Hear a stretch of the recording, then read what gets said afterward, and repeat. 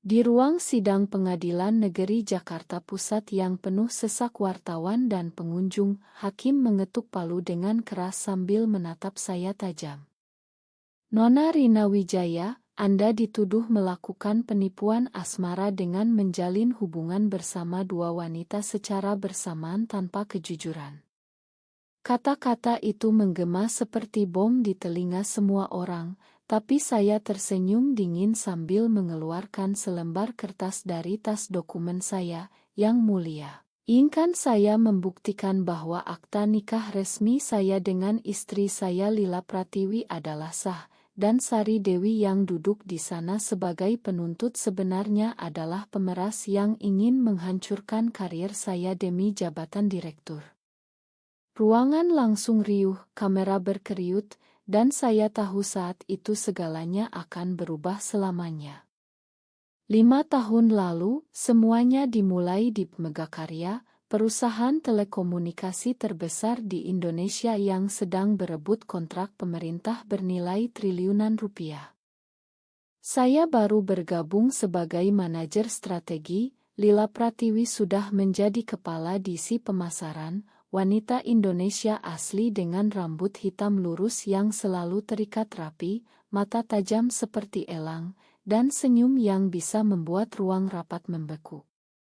Pertemuan pertama kami di ruang konferensi lantai 42 Gedung Pusat Jakarta. Saat itu saya sedang mempresentasikan proposal agresi untuk mengalahkan kompetitor. Lila bertanya satu pertanyaan sederhana yang langsung menusuk, apakah Anda siap mengorbankan segalanya untuk menang, Nona Rina? Pertanyaan itu bukan sekadar bisnis, ada sesuatu di matanya yang membuat jantung saya berdegup lebih cepat.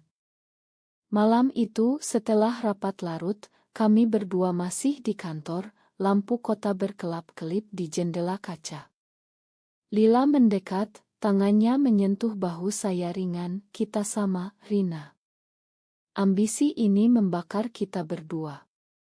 Dari situ, rahasia kami lahir. Kami bertemu di apartemen kecil Lila di kawasan Sudirman, jauh dari mata rekan kerja yang selalu mengawasi. Cinta kami tumbuh cepat tapi hati-hati, karena di Indonesia, hubungan seperti kami bisa menghancurkan reputasi dalam sekejap. Lila selalu bilang kita harus lebih pintar dari mereka semua, Rina. Satu kesalahan, dan kita kembali ke nol. Saya setuju, tapi ambisi saya lebih besar. Saya ingin jadi direktur pemasaran sebelum usia 35, dan Lila adalah satu-satunya yang mengerti api itu di dada saya.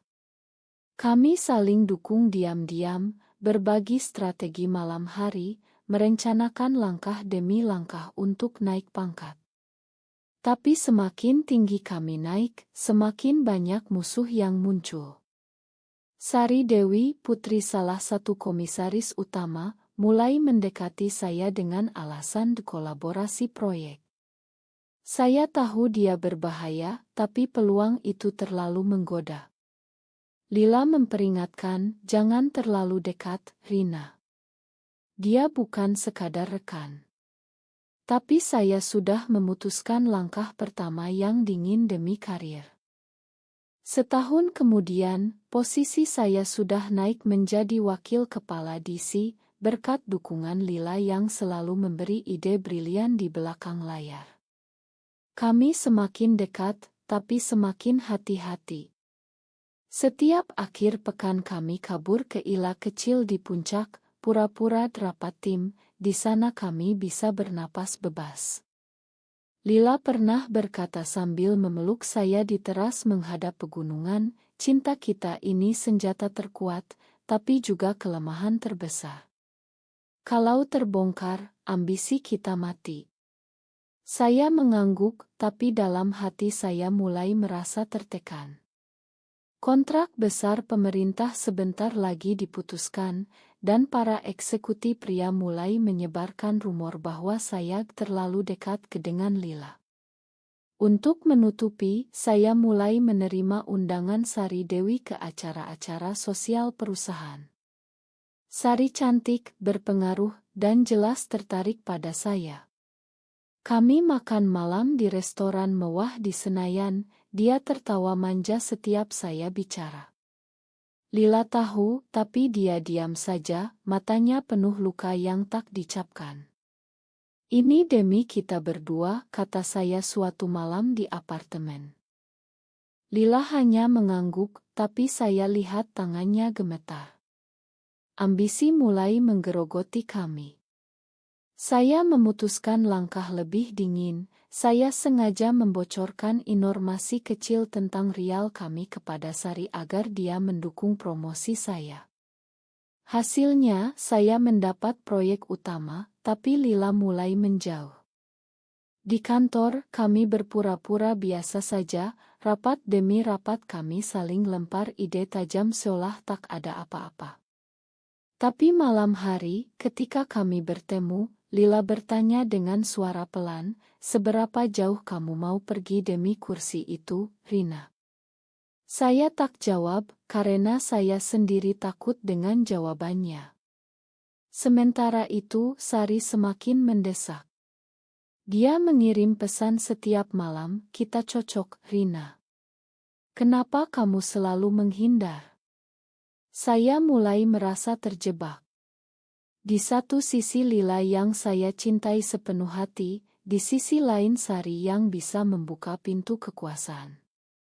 Keputusan dingin pertama saya ambil saat rapat direksi, saya mendukung proposal Sari meski tahu itu merugikan tim Lila.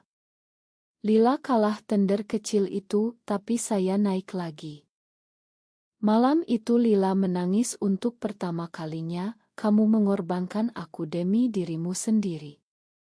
Saya memeluknya erat, berjanji itu terakhir, tapi dalam hati saya tahu ambisi tak pernah puas. Tekanan masyarakat juga semakin berat. Keluarga saya di Surabaya mulai bertanya kenapa saya belum menikah. Saudara Lila di Bandung mengirim foto calon pria. Kami berdua tertawa pahit, mereka tak akan pernah mengerti. Persaingan di perusahaan semakin kejam, ada bocoran email internal yang hampir membongkar pertemuan rahasia kami.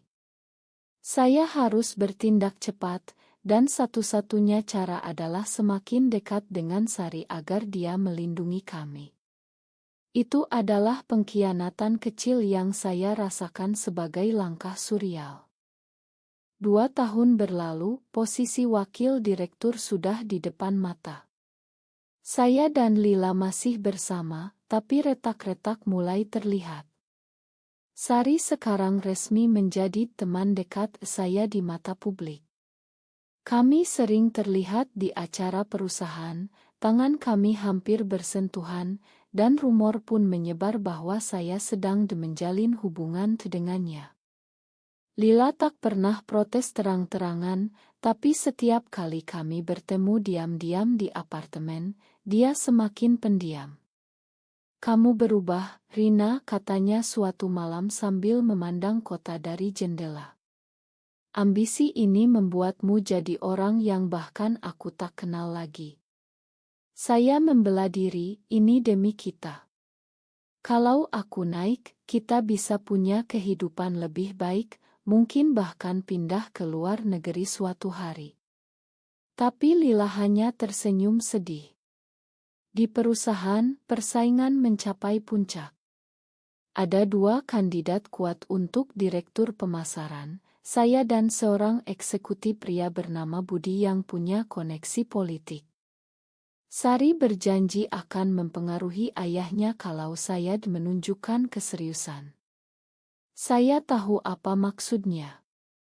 Malam itu, di sebuah hotel bintang 5 di Tamrin, saya menghabiskan waktu dengan Sari, berpura-pura romantis, sementara hati saya bersama Lila. Keesokan harinya, Lila tahu dari seorang teman kantor. Dia tak marah, tapi dingin. "Kamu pilih jalanmu sendiri sekarang." Itu adalah luka terdalam. Saya mulai merasa kehilangan kontrol. Untuk menutupi, saya dan Lila memutuskan menikah secara simbolis saat liburan ke Singapura. Kami pergi diam-diam, di sebuah kapel kecil, kami tanda tangani akta nikah sipil yang sah di sana.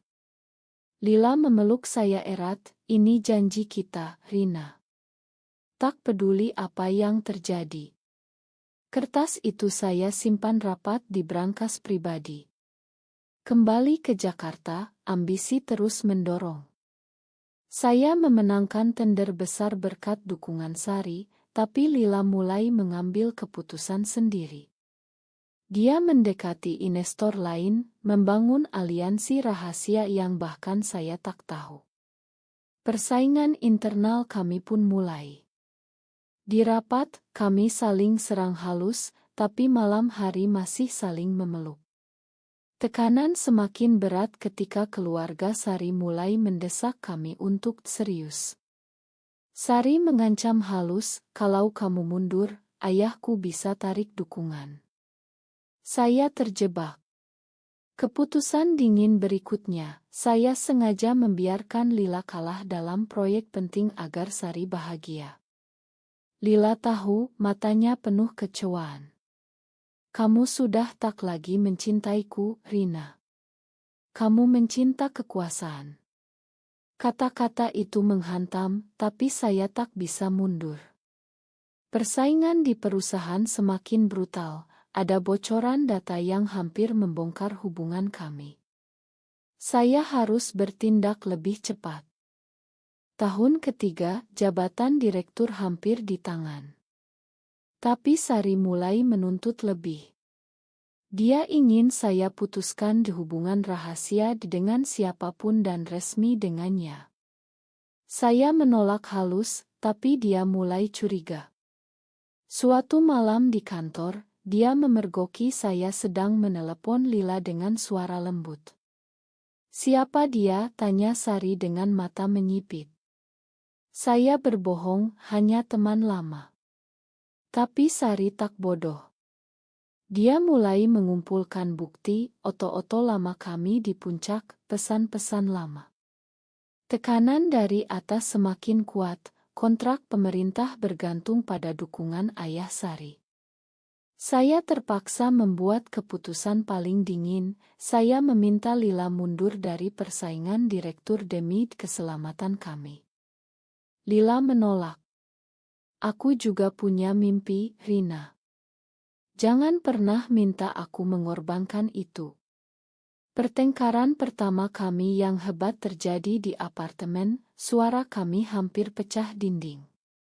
Keesokan harinya di kantor, kami berpura-pura profesional, tapi semua orang merasakan ketegangan. Sari memanatkan situasi, dia menyebarkan rumor bahwa saya main dua kaki. Rumor itu sampai ke telinga direksi. Untuk bertahan, saya semakin dekat dengan Sari, bahkan muncul di acara keluarganya sebagai calon menantu. Lila melihat oto-oto itu di media sosial perusahaan, dia tak bicara lagi selama seminggu. Ambisi telah mengubah kami berdua. Lila mulai melakukan langkah balasan, dia mendekati Budi, rival saya, memberikan informasi strategis agar saya kalah. Saya terkejut saat tahu kamu mengkhianatiku, Lila. Dia menjawab dingin, kamu yang mulai, Rina. Persaingan kami kini terbuka di antara kami sendiri. Di tengah itu, Sari menemukan akta nikah Singapura yang saya simpan di brankas kantor. Dia memotretnya diam-diam, kamu menikah dengan wanita itu. Dan masih pacaran denganku, ancamnya. Itu awal pemerasan. Sari menuntut saya mundur dari jabatan dan serahkan proyek utama padanya, kalau tidak dia akan bocorkan semuanya ke media dan ayahnya. Saya menolak.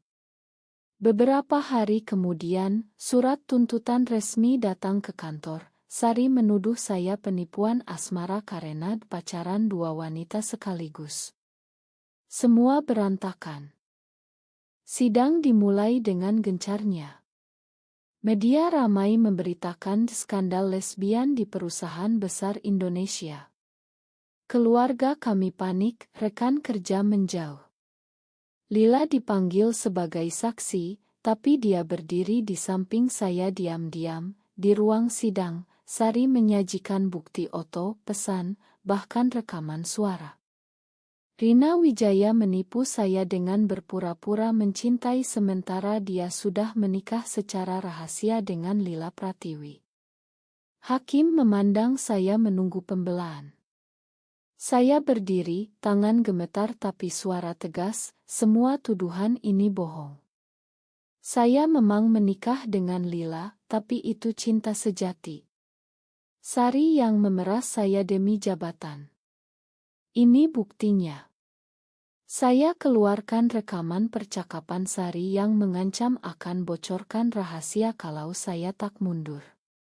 Lila bersaksi dengan suara tenang, saya dan Rina sudah bersama sebelum Sari mendekat. Hubungan kami murni, bukan untuk penipuan. Ruangan hening. Tapi di luar sidang, perusahaan mulai goyah. Saham turun, investor mundur. Direksi memanggil kami berdua, kalian harus pilih, mundur atau kami pecat berdua. Itu keputusan paling sulit. Malam itu di apartemen, Lila memeluk saya erat untuk pertama kalinya setelah berbulan-bulan. Kita sudah terlalu jauh, Rina. Mungkin saatnya kita berhenti berpura-pura. Saya menangis, tapi ambisi kita Lila memotong, ambisi tanpa cinta tak ada artinya. Kami berdebat semalaman, masing-masing menyalahkan satu sama lain atas pengkhianatan kecil yang menumpuk. Keesokan harinya di persidangan lanjutan, saya mengajukan bukti transfer uang dari Sari ke rekening saya sebagai suap untuk diam. Hakim mulai condong ke pihak saya. Tapi Sari tak menyerah, dia ancam akan bocorkan semuanya ke media nasional. Tekanan sosial semakin berat. Keluarga Lila di Bandung tak mau bicara lagi. Di perusahaan, rekan kerja membisikkan lesbian di belakang punggung. Kami berdua harus membuat keputusan dingin lagi. Saya mundur dari jabatan wakil direktur agar Lila bisa naik dan melindungi kami berdua. Lila menolak, kita naik bersama atau tidak sama sekali. Persidangan terus berlanjut, setiap hari membawa bukti baru yang membuat hati kami semakin lelah. Cinta kami diuji sampai batas, tapi justru di saat terlemah itu, kami sadar betapa kami saling membutuhkan. Sidang terakhir adalah klimaks. Hakim membacakan putusan, tuntutan Sari Dewi tidak terbukti. Rina Wijaya dan Lila Pratiwi bebas, sementara Sari akan diperiksa atas dugaan pemerasan. Ruangan bertepuk tangan, tapi saya tahu kemenangan ini mahal. Perusahaan memecat kami berdua diam-diam dengan alasan reputasi. Media masih ramai memberitakan kisah cinta terlarang dua eksekutif wanita.